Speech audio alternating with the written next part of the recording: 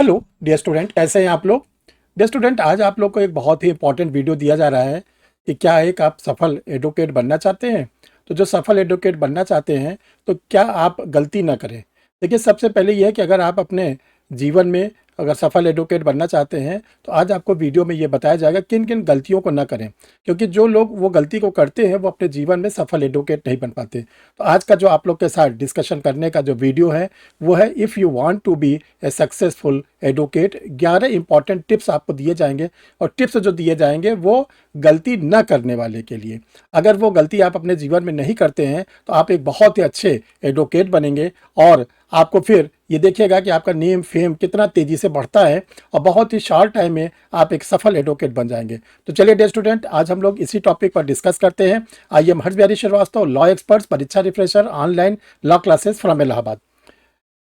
Dear student, आप लोग को ये बताना चाहते हैं कि जिन लोगों ने परीक्षा रिफ्रेशर के यूट्यूब चैनल को नहीं सब्सक्राइब किया, सब्सक्राइब कर लें, क्योंकि चैनल को सब्सक्राइब करने पर घर बैठे ही आपको सारी इंपॉर्टेंट वीडियोस आपके सिस्टम पर आना शुरू हो जाते हैं। एक बार चैनल को सब्सक्राइब करेंगे फैसिलिटी मिलना शुरू हो जाती है। तो डियर स्टूडेंट, हम लोग आज अपने टॉपिक पर आते हैं कि 11 इंपॉर्टेंट ऐसी चीज़ें आपको बताई जाएंगे कि जो आपको अपने जीवन में गलती नहीं करना है अगर आप एक अच्छे एडवोकेट बनना चाहते हैं। एक एक करके हम लोग बताते हैं। कमेंट बॉक्स में आप लोग अपना व्यूज़ को देते जाइए, कमेंट जरूर लिखा करिए आप लोग। तो इससे ये होता है, पता चलता है कि आप लोग को वीडियो कैसा लगा या आप लोग और किस टॉपिक पर वीडियो चाहते हैं। ये सब आप कमेंट बॉक्स में ज़रूर लिखा करिए। तो देखिए, पहला नंबर 1 है किताबों से दोस्ती होना। देखिए, जो एडवोकेसी है ये ऐसा एक प्रोफेशन है कि इसमें आपको पूरे जीवन पढ़ना है। और सब प्रोफेशन में क्या होता है कि आप जॉब पाने के बाद आपका पढ़ाई से नाता टूट जाता है, लेकिन एडवोकेसी एक ऐसा प्रोफेशन है कि जैसे जैसे आप जितने बड़े एडवोकेट बनेंगे उतनी ज़्यादा आपको किताबें पढ़नी पड़ेगी। तो देखिए, सबसे पहले है कि जो लोग किताबों से भागते हैं, किताबों से दोस्ती नहीं करते, किताबों को नहीं पढ़ते हैं, वो सफल एडवोकेट नहीं बन पाते। तो सबसे पहले आप क्या करें, किताबों से दोस्ती करें। पहला सबसे दोस्ती का मतलब ये होता है कि जो भी लॉ की किताबें हैं उसमें सेक्शन को पूरा पढ़ें, उसको समझें, उसके जो इलिस्ट्रेशन है उसको पढ़ें, जो लॉ के क्या नाम है आप लोग के लिए एआईआर वगैरह या और भी जो सिस्टम है उससे दोस्ती करें, उसको पढ़ें। दूसरा, देखिए, एडवोकेट के लिए सबसे ज़्यादा आप लोग की ज़रूरत होती है कि आप सुप्रीम कोर्ट और हाई कोर्ट के सारे लेटेस्ट केसेस से अपने को अपडेट करें। जो हम देखते हैं यंग लॉयर्स होते हैं, फर्स्ट जनरेशन के होते हैं, वो हाई कोर्ट और सुप्रीम कोर्ट के केसेस को नहीं पढ़ते। बहुत ज़रूरी है सुप्रीम कोर्ट हाई कोर्ट को केसेस का पढ़ना, क्योंकि उस केसेस को जब आप पढ़ेंगे, उसको आप जब स्टडी करेंगे, उसके फैक्ट्स की स्टडी करेंगे, तो आप देखेंगे कोर्ट ने क्या डायरेक्शन दिया है। तो आप अपने प्रैक्टिस में, अगर आप डिस्ट्रिक्ट कोर्ट में प्रैक्टिस शुरुआत करते हैं, आप हाई कोर्ट में प्रैक्टिस शुरुआत करते हैं, तो उन केस लॉस के सहारे आप अपनी एडवोकेसी को आगे बढ़ा सकते हैं, क्योंकि आपको वहां पर सीखने का मौका मिलेगा कि किस केस में honourable supreme court high court ने क्या कहा। नंबर 3, लोग डायरेक्ट एलएलबी कर लेते हैं, एलएलबी के बाद फिर कोर्ट ज्वाइन कर लेते हैं। तो देखिए, ऐसा नहीं है। आप ड्यूरिंग एलएलबी जब आप एलएलबी कर रहे हैं तो बीच बीच में आप कोर्ट जाया करिए। जब आपको इंटर्नशिप करने का मौका मिले, ज़रूर और ज़रूर इंटर्नशिप करिए, उसे भागिए नहीं, क्योंकि भागेंगे तो आप लॉ की प्रोसीडिंग को नहीं सीख पाएंगे। और इसके बाद अब जब आप लॉ का कंप्लीट हो जाता है तो आपको किसी भी सीनियर के अंडर में जूनियरशिप करना पड़ेगा। जूनियरशिप से भागिए मत। अगर आप जूनियरशिप से भागेंगे तो आप सफल एडवोकेट नहीं बन पाएंगे, क्योंकि आप देखेंगे कि आपके सीनियर कैसे ड्राफ्टिंग करते हैं, आपके सीनियर कोर्ट में कैसे अपीयर होते हैं, आपके सीनियर कोर्ट के सामने कैसे बोलते हैं, आपके सीनियर अपोजिट पार्टी के काउंसिल के द्वारा जब कोई चीज़ पूछा जाता है तो कैसे अपना डिफेंस लाते हैं, कोर्ट के द्वारा कैसे वो अपना आंसर देते हैं, कोर्ट में उनका बिहेवियर कैसा होता है। जब आप इन सब चीज़ों को सीखेंगे तभी तो आप जान पाएंगे कोर्ट का क्या प्रोसेस होता है। और प्रोफेशन में अलग है लेकिन यहाँ पर अलग है, इसलिए आपको जब इंटर्नशिप का या जूनियरशिप का मौका मिले तो आप जरूर जाइए। तो इसी चीज़ को आपको हमने क्या नाम है पॉइंट नंबर 4 बताया है, कोर्ट न जाना। फर्स्ट जनरेशन के एडवोकेट क्या करते हैं कि वो कोशिश करते हैं कि कोर्ट से भागते हैं। कोर्ट जाइए। कोर्ट जाने का मतलब पहले समझिए। कोर्ट जाने का मतलब यहाँ पे है कि नहीं कि आप कोर्ट गए और इधर उधर घूमे टहले, एक आध कोर्ट में गए, इसके बाद घर वापस आ गए। ये एडवोकेसी नहीं है। एडवोकेसी का मतलब होता है कि आप टाइम से कोर्ट जाएं, कोर्ट में जहां आपके सीनियर का केस लगा हो या आपका कोई केस हो, उस कोर्ट में अपीयर होइए। और आपके पहले जिसका केस चल रहा है, अगर आपके पास समय हो तो वहां पे जाके उस केस को सुनिए, देखिए, समझिए कि जो और भी सीनियर एडवोकेट हैं वो कोर्ट में कैसे काम करते हैं। देखो हर कोर्ट की प्रोसीडिंग अलग अलग, क्रिमिनल कोर्ट अलग तरह से प्रोसीडिंग करता है, सिविल कोर्ट की अलग प्रोसीडिंग होती है, फैमिली कोर्ट की अलग प्रोसीडिंग होती है, अपीलेट कोर्ट की अलग प्रोसीडिंग होती है, रिविजनिस्ट कोर्ट की अलग प्रोसीडिंग होती है। इसके साथ अगर आप ऑनरेबल हाई कोर्ट जाते हैं, रिट जुरिस्डिक्शन का अलग प्रोसीडिंग है। तो जब जाएंगे, सीखेंगे, समझेंगे, तभी तो आपको समझ में आएगा कि कोर्ट में क्या होता है। तो इसलिए कोर्ट से भागा नहीं जाता, कोर्ट में जाया जाता है। डियर स्टूडेंट, 5th नंबर पर है डिसिप्लिन में रहना। ये तो हर प्रोफेशन के लिए बहुत इंपॉर्टेंट है, लेकिन खासकर एडवोकेसी में बहुत इंपॉर्टेंट है।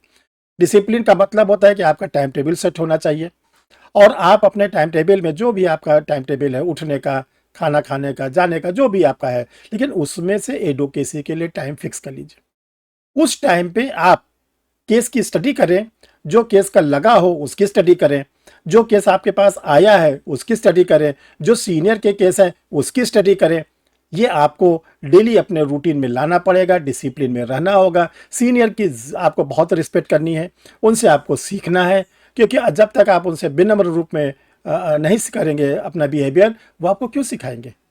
वो भी तो व्यस्त रहते हैं, तो आपको उनके साथ कोऑपरेशन रखना है, उनके डिसिप्लिन करना है, उनका ऑनर देना है, तो आपको वो सिखाते जाएंगे, आप सीखते जाइए।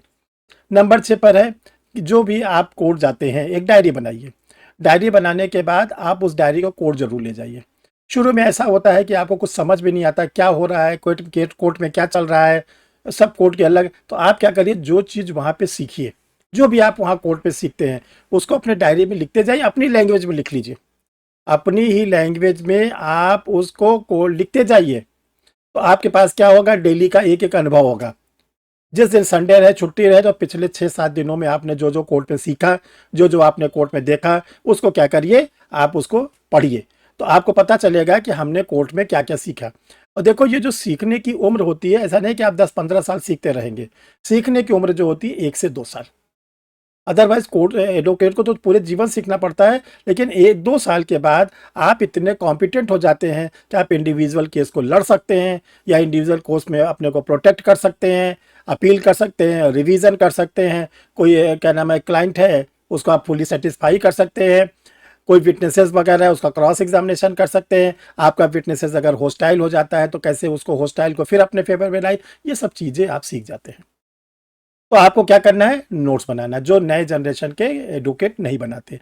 7वें नंबर पर है कि आपको नेट का, इंटरनेट का भरपूर यूज़ करना चाहिए। भरपूर यूज़ का मतलब यहाँ पे है कि आपको कोई भी केस पढ़ना है। पहले तक क्या, जब हम लोग पढ़ते थे तो पता चलता था, एआईआर को पलटना पड़ता था, और एआईआर पूरी मिलती भी नहीं थी, सीनियर के पास ही रहता था, इतने पैसे नहीं होते थे कि हम एआईआर परचेज करें। आज तो बहुत आसान है, नेट खोलिए, नेट पे आप जो है सर्च करिए SCC.online, केस का नाम बोल दीजिए, सुप्रीम कोर्ट का केस आ गया। दूसरा है casemind.com। तो ये जो दो आप लोग को प्रेजेंट टाइम में ये नेट के सिस्टम मिले हुए हैं, इससे आप भरपूर फायदा उठा सकते हैं। ये हम आप सर्किल कर दे रहे हैं 7वें नंबर पर, SCC ऑनलाइन, ये ठीक। तो इससे क्या होगा कि आप नेट, तो आजकल हम समझते हैं 80 से 90% के पास एंड्रॉयड मोबाइल है। तो आप एडवोकेट है तो आपके पास एंड्रॉयड मोबाइल तो होना ही चाहिए। तो आप SCC.online से या केस माइंड से केस की स्टडी कर सकते हैं। और डियर स्टूडेंट, जब आप कोर्ट में अपीयर हों, तो जो आपके सीनियर प्लेंट फाइल करते हैं, WS फाइल करते हैं, कंप्लेंट फाइल करते हैं, बेल एप्लीकेशन तैयार करते हैं, बॉन्ड पेपर तैयार करते हैं, अमेंडमेंट एप्लीकेशन तैयार करते हैं, कुछ भी करते हैं, तो आप उसको देखिए कि हमारे सीनियर ने जो जो बनाया है, क्या लिखते हैं, क्या लैंग्वेज लिखते हैं, क्या सेक्शन का जिक्र करते हैं, कितनी कॉपी में बनाते हैं, उसमें कितना कोर्ट स्टैंप लगता है, ये आप एक एक करके वहाँ पर सीखेंगे। तो इसके लिए आपको वहाँ पर जब कोर्ट पे जाएंगे, 4-5 घंटे 6 घंटे वहाँ पे काम करेंगे, तभी तो आप सीख पाएंगे। इसलिए वहाँ जाना बहुत ज़रूरी है। इसके साथ साथ जब आपके पास टाइम रहे, तो ऑनरेबल सुप्रीम कोर्ट की ऑनलाइन माध्यम से कोर्ट की प्रोसीडिंग चलती रहती है। तो देखिए, आप सारे कोर्ट पे तो एक साथ जा नहीं सकते कि district court, high court, supreme court daily जाते रहे, ऐसा तो संभव नहीं है। तो वह आप क्या करिए, ऑनलाइन प्रोसीडिंग जरूर देखा करिए। ऑनलाइन प्रोसीडिंग से देखने पे कि हायर कोर्ट में कैसे प्रोसीडिंग होती है, वो आपको देखने से आपके अंदर कॉन्फिडेंस बढ़ेगा। 10वें नंबर पर है प्लीडिंग ड्राफ्टिंग न सीखना। हम देखते हैं यंग जनरेशन जो एडवोकेट है, फर्स्ट जनरेशन के, वो प्लीडिंग ड्राफ्टिंग से भागते हैं। वो क्या करते हैं कि पेन नहीं चलाना चाहते। देखो, प्लीडिंग ड्राफ्टिंग सीखना पड़ेगा। प्लेंट को कैसे ड्राफ्ट किया जाता है, प्लेंट कितनी कॉपी में बनती है, प्लेंट में क्या कंटेंट्स लिखे जाते हैं, आपको सीखना पड़ेगा। और साथ साथ जो आपने अपने LLB में पढ़ा है, CPC के section 26, order first, order second, order 4, order 7। तब इतने को जब आपको रिलेट करके पढ़ेंगे तो आपको पता चलेगा प्लेट कैसे फाइल किया जाता है, कैसे जो होता है उसमें कंटेंट्स लिखे जाते हैं, ये आपको सीखना पड़ेगा। और जो सबसे इंपॉर्टेंट है उसको हमने 11वें नंबर पर लिखा है। 11वें नंबर पर हम उस पीड़ा को बताना चाहते हैं जिससे एडवोकेसी में नए जनरेशन के बच्चे भाग जाते हैं। शुरुआती दौर में असफलता मिलने पर घबराना नहीं चाहिए। पता चला आपने एडो कोर्ट ज्वाइन किया और 15 दिन हो गया जाते, 15 दिन पे आपको न तो कोई केस मिल रहा है, न तो आपको पैसे मिल रहे हैं।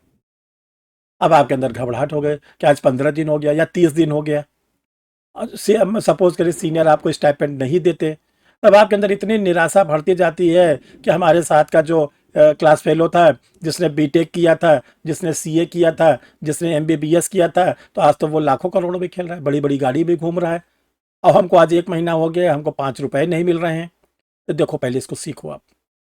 आपको ये सीखना है कि जिस प्रोफेशन में आप गए हैं उसका जो क्या नाम स्कोप है बहुत बड़ा है। आपको सीखना पड़ेगा, आपको मिनिमम 1 ईयर का टाइम देना पड़ेगा। और 1 ईयर के टाइम के बीच में आपको पैसे नहीं मिलते हैं, सीनियर का सपोर्ट इकोनॉमिकली नहीं मिलता है, स्टाइपेंड नहीं मिलता है। तो हमने पिछले वीडियो में आप लोग को बताया था कि जो फर्स्ट जनरेशन के एडवोकेट हैं वो और क्या क्या करें जिससे उनको कुछ अर्निंग होती रहे। हमने कहा था आप यूट्यूब चैनल बना के अपने वीडियो को भी लॉन्च कर सकते हैं, किसी कोचिंग इंस्टीट्यूट में आप 1-2 घंटा पढ़ा सकते हैं।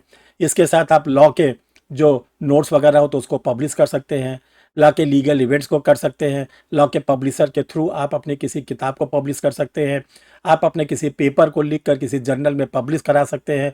ये सब पैसे के ढेर सारे सोर्सेज होते हैं। प्लस आप लोगों को लीगल एडवाइस दिया करिए।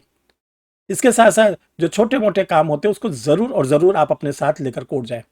जैसे एफिडेविट बनवाना है, आपको किसी का बर्थ सर्टिफिकेट है, कोई दाखिल खारिज म्यूटेशन का मैटर है, कोई किसी का डेथ सर्टिफिकेट है, ये सब जो मिसलेनियस काम होता है इससे डेली आपको कुछ न कुछ अर्निंग होने लगती है।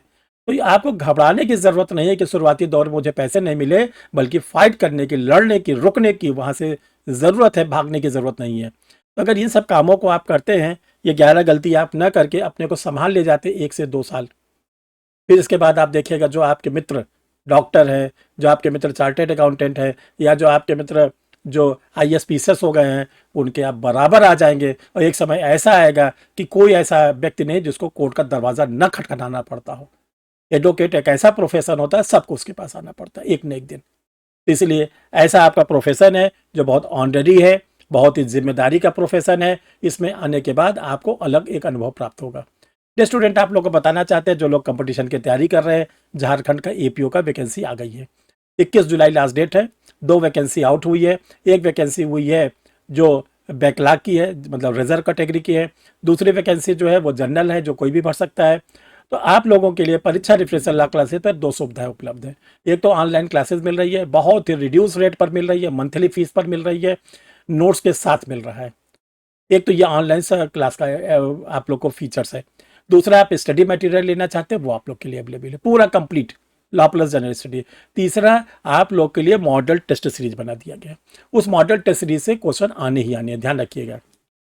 देखिए जो ये मॉडल टेस्ट सीरीज है ये 25 जुलाई तक डिस्काउंट प्राइस पर मिलेगा। जो डिस्काउंट, इसका एक्चुअल प्राइस है 799, लेकिन 25 जुलाई तक ये 449 पर मिल रहा है। इसमें 10 टेस्ट सीरीज है, 5 जनरल स्टडीज़ की है, 5 इसमें लॉ की है। इसमें MCQ दिए गए हैं, डिटेल आंसर के साथ दिए गए हैं, आपको व्याख्या सहित उत्तर मिलेंगे। 1000 से ज़्यादा इसमें MCQ हैं। प्रीवियस ईयर के पेपर को रखा गया है। एक यूनिक बुक आप लोग के लिए रेडी की गई है और बहुत ही नॉमिनल रेट पर इसको आप मंगा सकते हैं। इसके बाद जिसको स्टडी मटेरियल मंगाना है, IPC, CRPC, एविडेंस, कॉन्स्टिट्यूशन, ये आप लोग के लिए अवेलेबल है, जिससे 100 क्वेश्चन आएंगे, 200 नंबर के आएंगे। जनरल स्टडीज़ 6 वालों में आप लोग के लिए पब्लिश कर दिया गया है, इसको भी आप मंगा के इसकी स्टडी कर सकते हैं। डियर स्टूडेंट, बहुत इंपॉर्टेंट आप लोग के लिए एक न्यूज़ और है कि जिन लोगों ने AIB का अभी तक क्रैक नहीं किया है, 19 नंबर तक का AIB हो चुका है। AIB 20 का एडवर्टीजमेंट आने वाला है और AIB निकालना बहुत ज़रूरी है। बिना AIB के आप न तो एडवोकेट बन पाएंगे, बिना AIB के न तो आप जुडिशल सर्विसेज में जाएंगे। तो AIB के लिए आप लोग के लिए डिग्लॉट एडिशन में एक किताब पब्लिश कर दी गई है, हिंदी इंग्लिश दोनों में। इसमें अब तक के AIB के सारे प्रीवियस ईयर के पेपर है, मॉडल पेपर है, स्टडी मटेरियल है, करंट केसेस है, सब है। और इसके साथ साथ आप लोग अगर क्लास लेना चाहते हैं ऑनलाइन, तो ऑनलाइन क्लास से भी जुड़ सकते हैं AIB के लिए। ये स्टूडेंट जो भी परीक्षा रिफ्रेशर की फैसिलिटीज़ है, चाहे वो क्लास की हो, चाहे स्टडी मटेरियल की हो, चाहे मॉडल पेपर की हो, ये 2 व्हाट्सअप नंबर शो कर रहे हैं। किसी भी व्हाट्सअप नंबर पर आप अपना डिटेल भेज देंगे, लिख देंगे कि मुझे क्या फैसिलिटी चाहिए, फिर फर्दर आपको बता दिया जाएगा कैसे-कैसे प्रोसीडिंग करना है। थैंक यू डियर स्टूडेंट, फिर हम लोग किसी नए वीडियो में नए टॉपिक के साथ मिलते हैं।